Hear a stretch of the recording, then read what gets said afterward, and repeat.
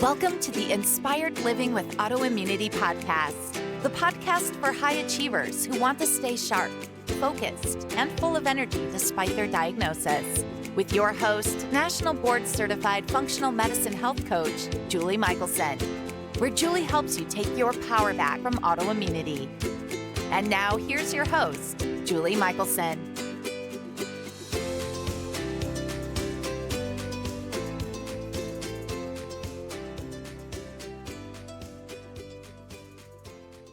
Welcome back to the Inspired Living with Autoimmunity podcast. I'm your host, Julie Michelson, and today we're joined by Elizabeth Yarnell, who's on a mission to redefine autoimmunity and MS. Elizabeth is a traditional naturopath and a certified LEAP therapist, and today we're talking about how autoimmunity is a wake-up call, not a death sentence, and there's so much we can do to reduce inflammation and feel better. Elizabeth, welcome to the podcast. Thank you, Julie. I'm excited to be chatting today. I am as well. I would love for you to share your inspiring story with listeners because this is why we do this, and they need to hear it. Well, for me, my story began in 1999.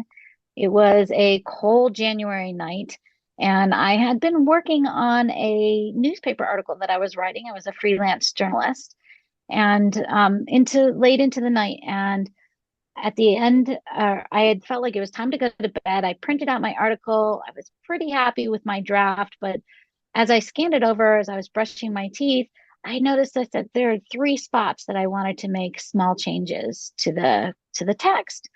But it was late and I was tired, so I thought I'll do it in the morning.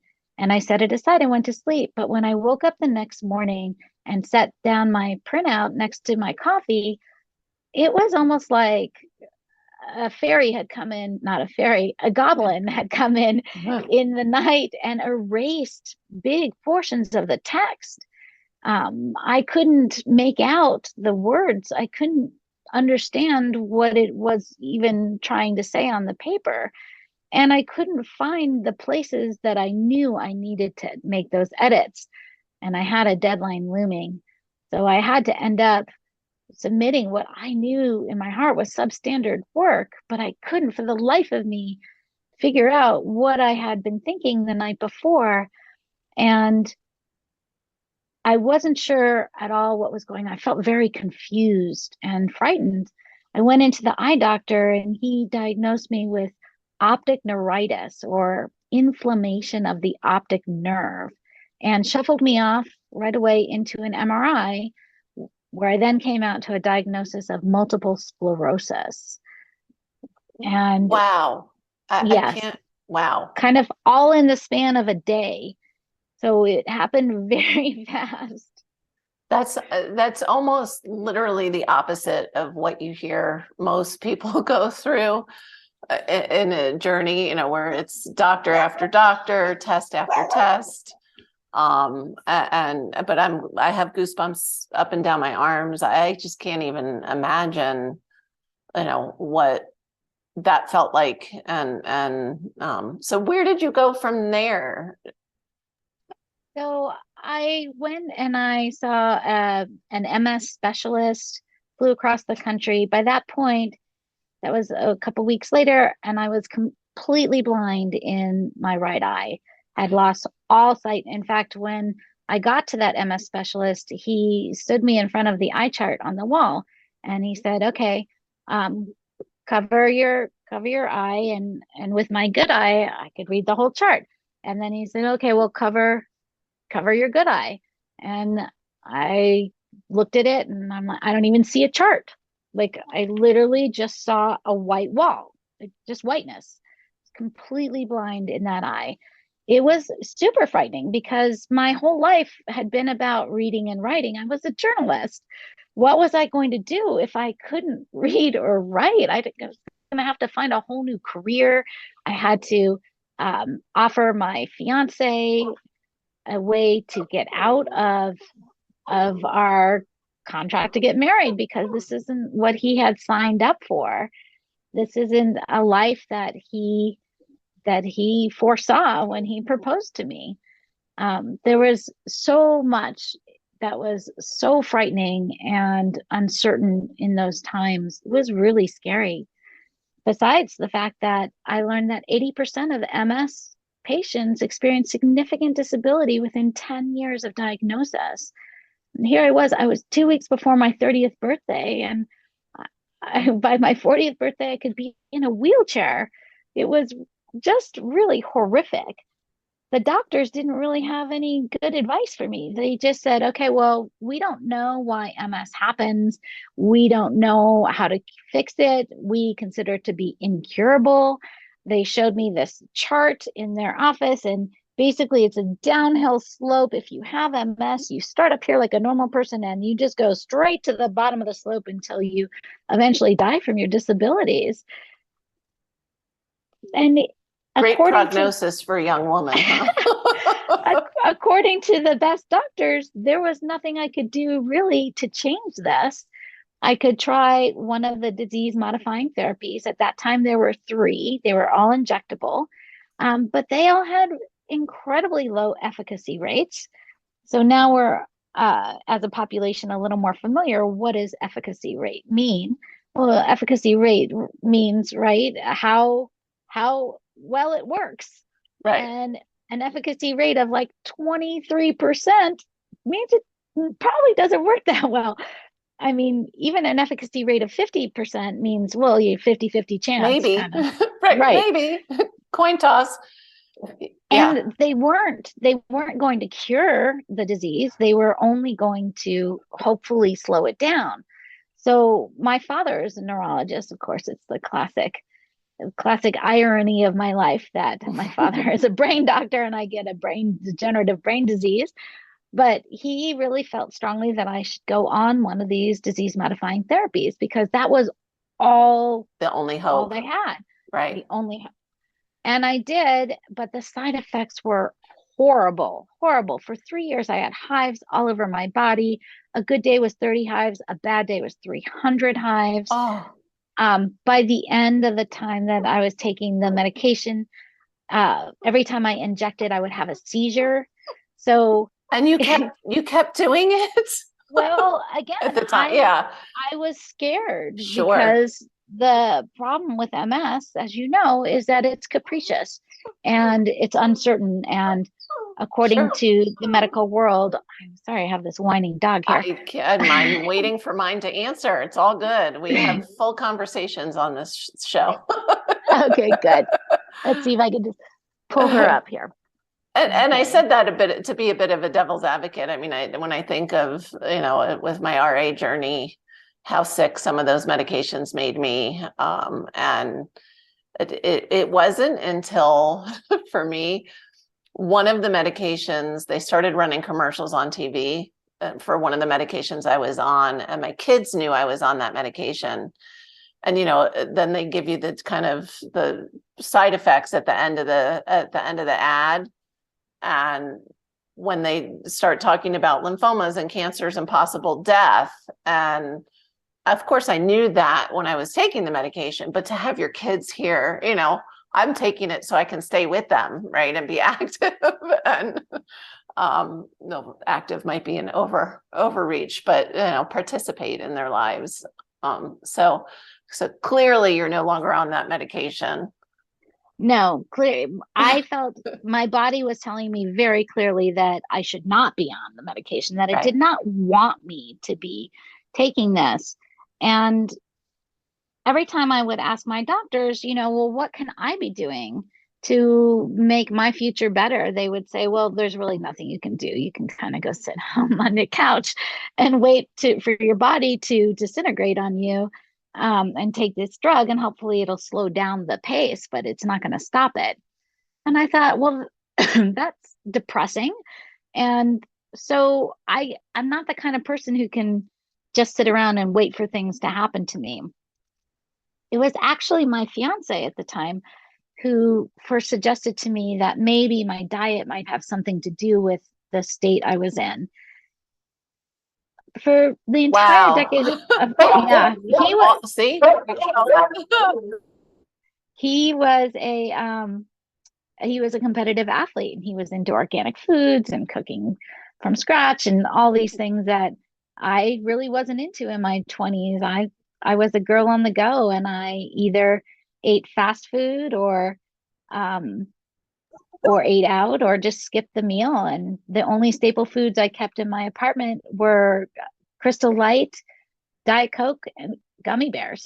Knowing you now, that's so hard to imagine, but I love that you included that, because people look at me and they think like, you were just born eating this way.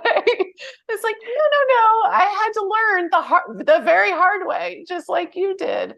So Exactly. it is, I'm so glad really that you included that, sitting down at a meal with you again. I can't imagine you eating any of those colored fake things, but I get it. I can relate.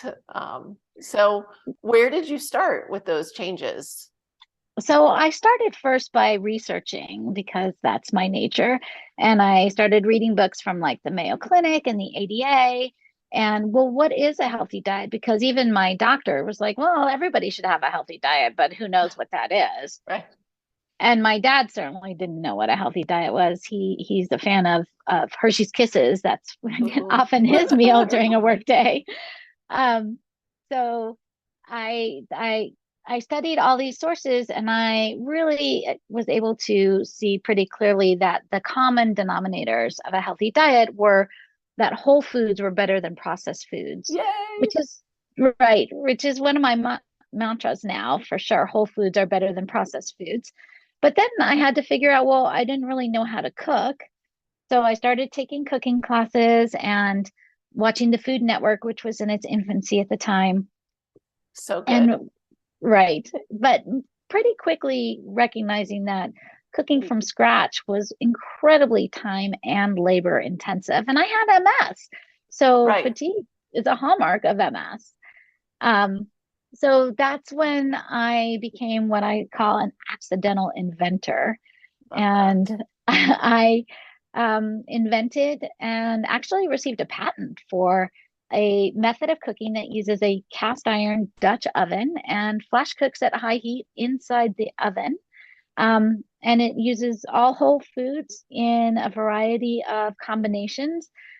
And it's almost foolproof. You can kind of see it behind me. My cookbook is Glorious One Pot Meals. And that's where I introduce and teach this cooking method.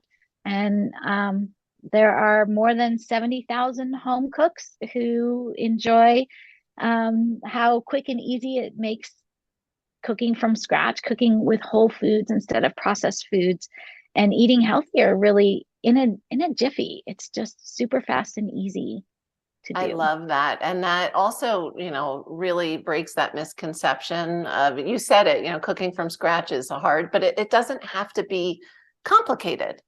And we don't need these fancy, 300 ingredient recipes to sit down and enjoy a really delicious meal.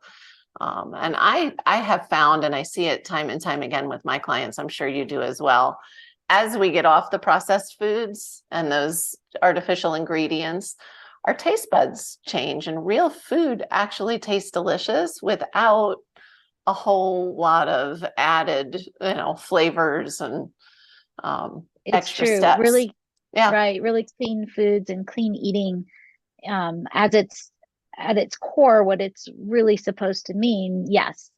So in my cookbook, I like to say you can build your recipe in about 15 minutes, and then you throw it into the oven for 45 minutes, and you don't touch it that time. You don't want to open it at all.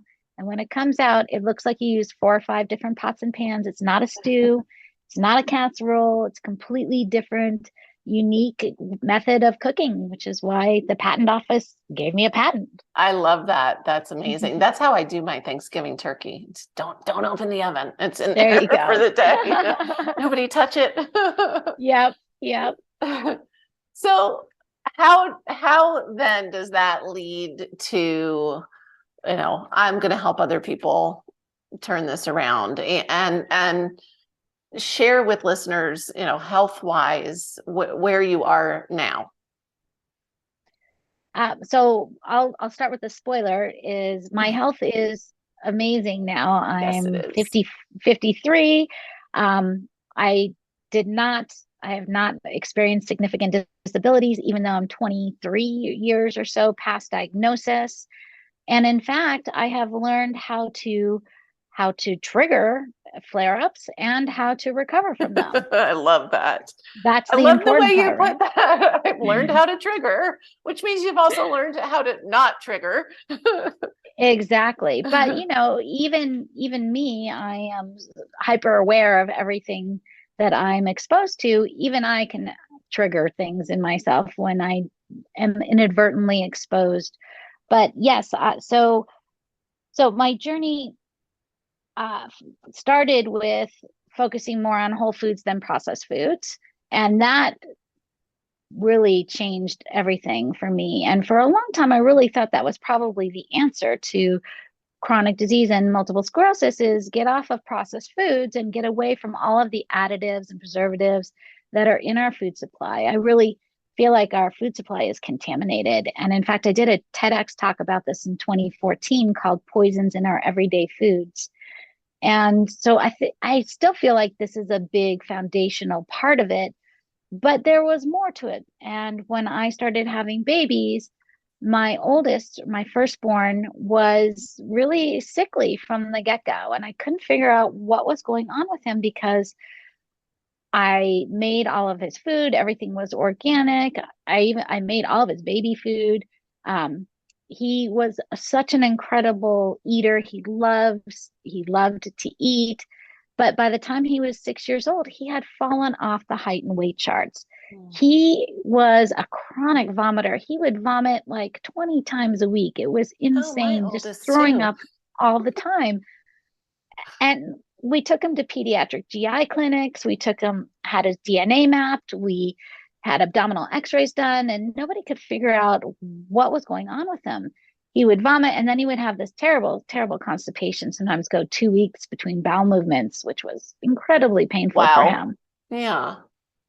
And so as a result of this physical discomfort he was in all the time, he really was kind of a dark child, just not super happy. Well, can't Sure. It imagine. would be. Yeah. Right. He didn't feel good most of the time, and we couldn't figure out what it was. And finally, I took him to a naturopath, and she suggested that we get this food sensitivity testing done. And I said, but he doesn't have anaphylaxis or hives. And she said, well, that would be food allergies. I'm really talking about food sensitivities that cause inflammation in the body. And I thought, this is our last ditch effort. Let's try it. And when we got his test results back, it was really telling because it's still to this day, now I've done thousands of these tests, still the worst I've ever seen was his. Wow. And he had fully a third of the items that were tested, he was reactive to. And there were some things that we had thought were so healthy for him and so proud of Yes. him. As a 6-year-old, he loved broccoli. That was one of his favorite foods. Broccoli, really inflammatory for him, as well as things like lemon and garlic. Foods that we think of are very health giving were inflammatory for him and were keeping him in a terrible state. But as soon as we changed his diet and we removed the items that were inflammatory, the change was remarkable. Within 2 months, he had grown an inch and a half. He had gained 15 pounds. He had started sleeping through the night for the first time Oh at my 6.5 gosh. years old. He had stopped wetting the bed. There was, I mean, just symptom after symptom had changed for him. And the biggest change I love to kind of testify about was one day when I was walking past his room and I heard him singing to himself. Oh. Kids Oh, only sing to themselves when they're happy. And yes. I had never heard him sing to himself before. Oh, So that really, that really was the turning point for me when I thought, you know what? Everyone should do this. This is such a life-changing experience that it deserves to be more widely available. And I was approaching my graduation from my traditional naturopath program, and I hadn't really decided what I wanted to do with my degree yet.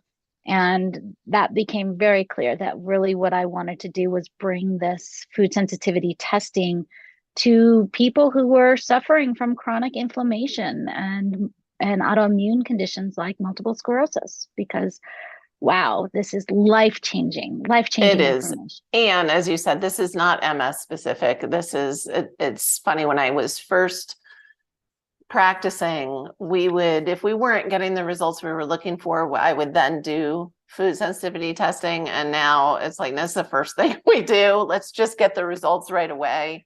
Especially once you have autoimmunity, you have food sensitivities. There's no question. And no question. We could do a whole episode on that, but I want to get to this idea of changing the conversation around autoimmunity, because you say what I say, which is why I have this podcast to begin with. Autoimmunity is not a death sentence. It's a wake-up call. And so let's talk about, as you see it, what is autoimmunity and why do we need to change this conversation? So I like to call it, let's redefine, excuse me, let's redefine autoimmunity and multiple sclerosis and any other condition that's considered under that umbrella of autoimmunity. So if we look at the word autoimmune and we take it apart, we can see auto means self and immune means allergic. So autoimmune means allergic to self, but evolution would say, nay, that's an oxymoron. Really. You cannot be allergic to yourself. So if you can't be allergic to yourself, to your own body, then what is triggering these allergic or hypersensitivity reactions that start off the whole immune cascade, and which is inflammation through the body?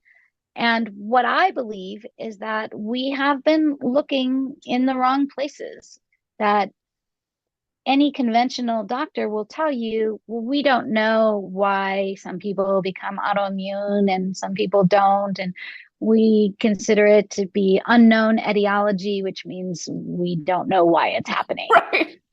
Which is the most unhelpful thing, right? Because but here we have a lot of medications we can give you in the meantime. Right.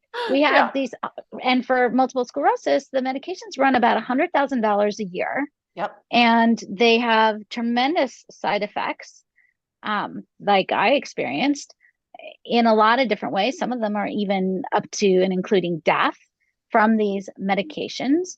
And the medications are not designed to heal you. They're designed to tamp down your symptoms. We call that palliative care, right, in the medical industry. Right. It's just to give you relief from the symptoms, but it doesn't stop what's making the symptoms happen in the first place. And as a functional medicine practitioner, what I'm interested in is the root cause. What is right? What's triggering those symptoms? And what I have found in my clinic is that there are always triggers. Something is triggering that symptom. There is no unknown, mysterious symptoms that are just happening. You don't know why, or they show up without rhyme or reason. There is always a trigger. So in my clinic, I call it the inflammation investigator, because we are going to delve deep into your body and investigate what is triggering your symptoms. And then once we can identify that, then we can remove that. I liken it to celiac disease.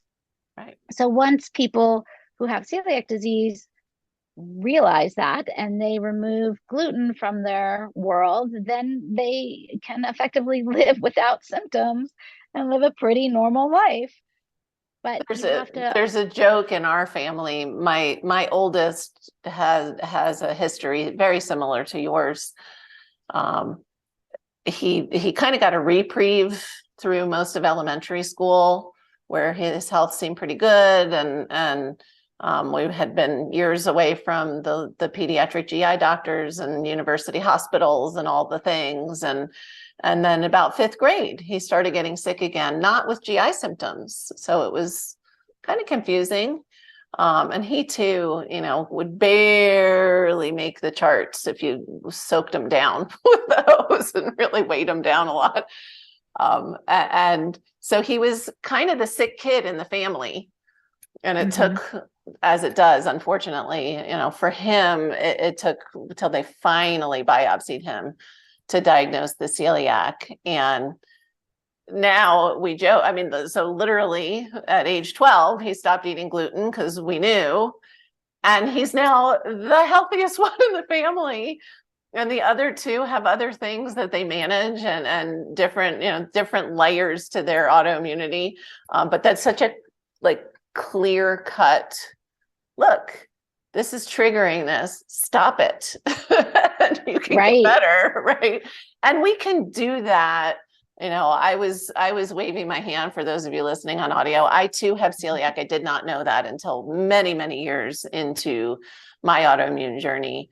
And so for me, it's not just gluten, right? I had other triggers I need to manage to keep my RA symptoms gone. And so, but whether, and I would say other than celiac, it's almost never one thing. I think even with celiac, it's never just gluten. That might be the most prevalent thing that you can be exposed to. Right. Just because wheat is so much a part of our daily world, but it's never just that. And when you have chronic inflammation, as celiac and as autoimmune people do, it does damage to the digestive tract. And that's where 80 or more % of our immunity comes from. And certainly all of our digestion. And the more inflammation and damage there is to the digestive tract, the more hypersensitivity reactions that person is going to have. And the more hypersensitivity reactions you have, the more symptoms you have. And now you're adding on another diagnosis of thyroid issues or whatever, skin issues, or, and then we see so many autoimmune patients with a whole stack of, I have this autoimmune condition, this snowball. This one. Yep. It's so true. And I always say, it doesn't matter if, I have these symptoms, but I haven't been diagnosed yet, or I do have that stack of diagnoses already.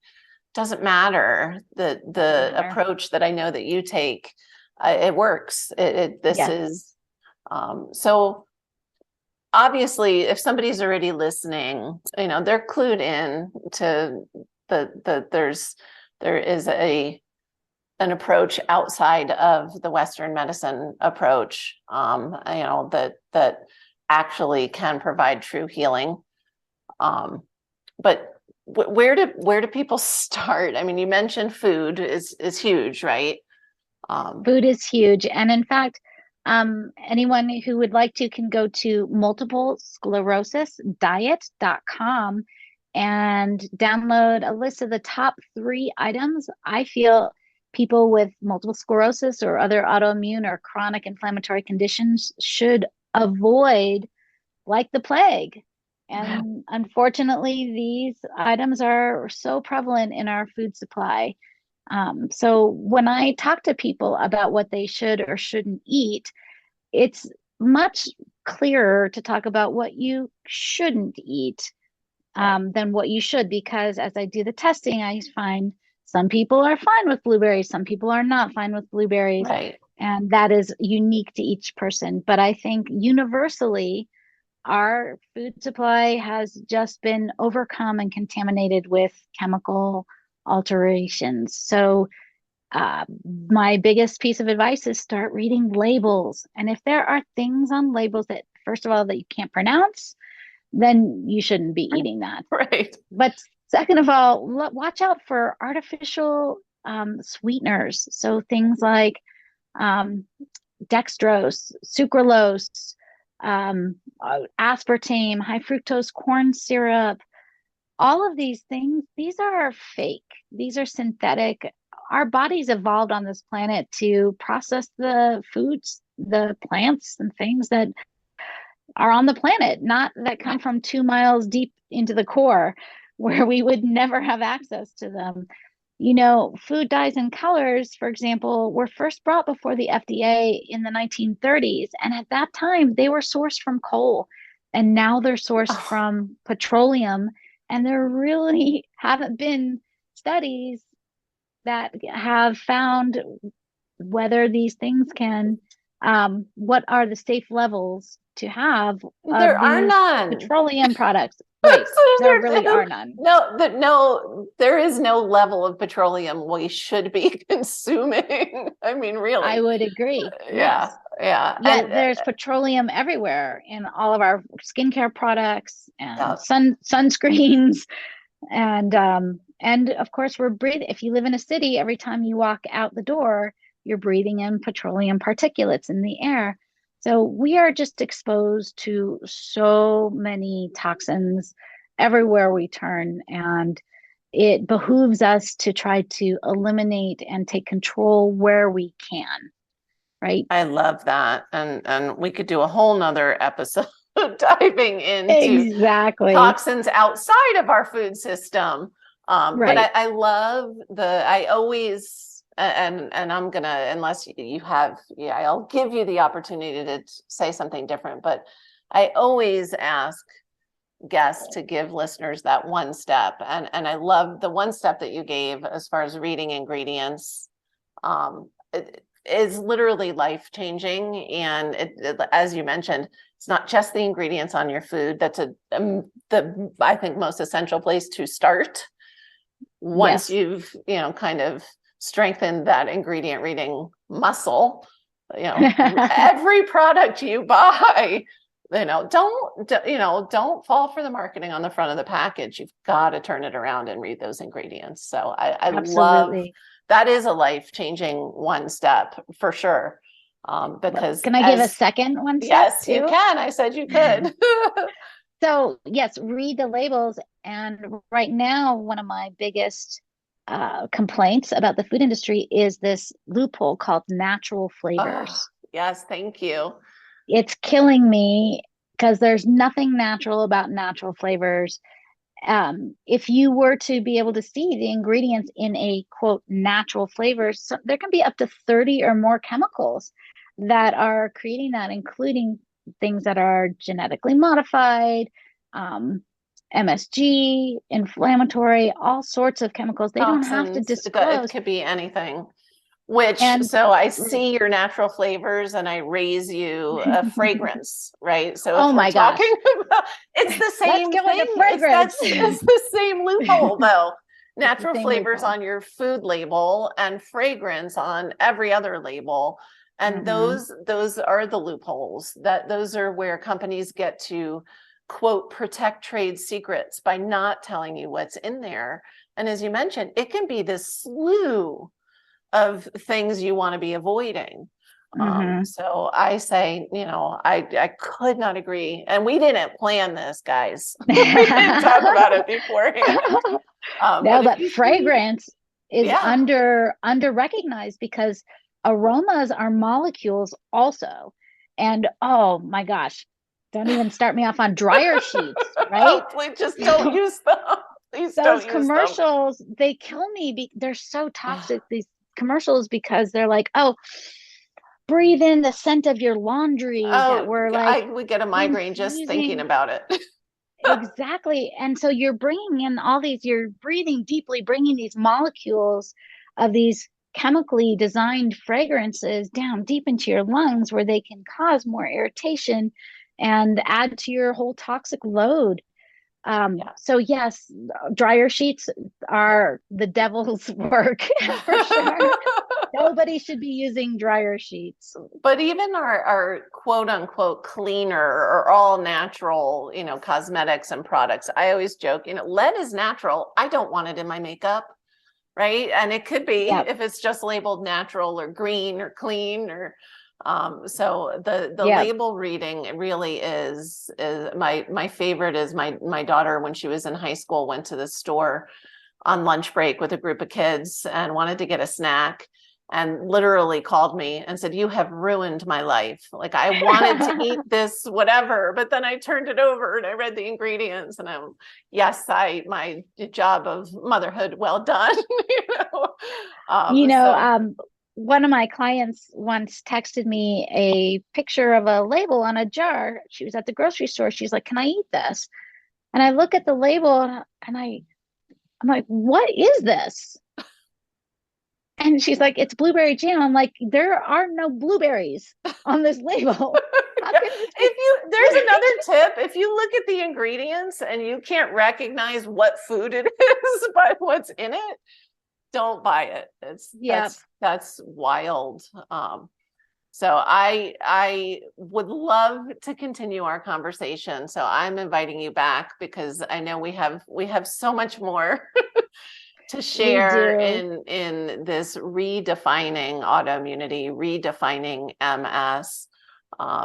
For those that are not familiar with you, they need to check you out. For everybody that listens on the go and isn't going to hop into the show notes, where's the best place for them to find you?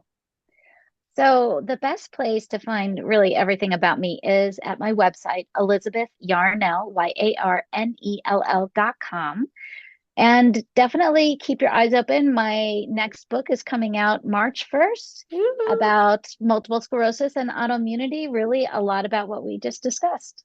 Okay. And so it sounds like we have to have you back right around book launch time so that we can dig a little deeper into the conversation. Elizabeth, thank you so much for joining us today. You have shared amazing gold. Well, I am so excited to be here. We've been talking about doing this for a long time, so I'm really glad that we got it on the calendar. I am as well. For everyone listening, remember you can get the show notes and transcripts by visiting inspiredliving.show. I hope you had a great time and enjoyed this episode as much as I did. Please take Elizabeth's advice. I will see you next week. Thank you for listening to Julie Michelson's Inspired Living with Autoimmunity. Did you enjoy this episode? Please like, share, and subscribe wherever you listen to podcasts. If you'd like to get a transcript of this and every other episode, just head on over to inspiredliving.show or click on the link in this episode's description. There, you can also find everything we discussed in this episode, including links and information about our guest.